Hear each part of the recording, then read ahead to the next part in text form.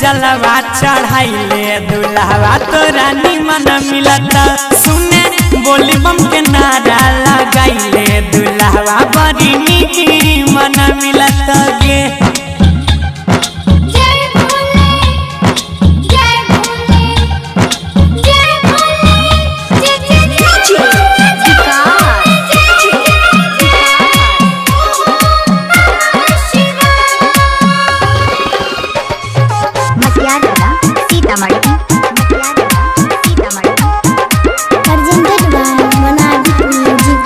मौका पर मिलता एक साल बाद गे बाबा बुराई देता मन के मुराद गे बोल में मौका पर मिलता ऐसा एक साल बाद गे बाबा बुराई देता मन के मुराद गे सुइया के चढ़ाई चढ़े जय है तुम मगन में जोड़ी लगे तो बाबा अगला लगन में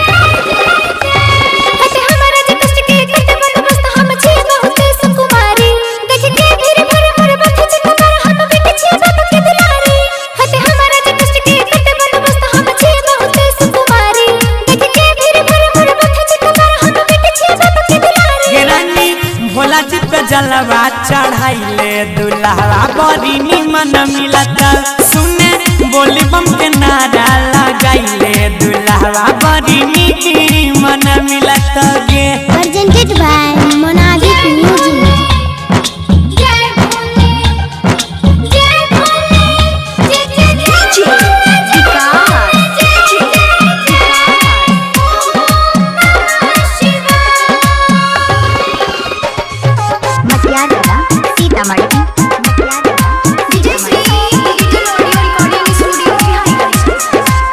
भक्ति के पीड़ा के नहीं होय छे मापदंड गे बाबा धाम जाय के मिलता बहुत आनंद गे बोल बम भक्ति के पीड़ा के नहीं होय छे मापदंड गे बाबा धाम जाय के मिलता बहुत आनंद गे सावन में देवा घर के अलग नजारा है जलवा चढ़ावे खातिर जुटल जग सारा है।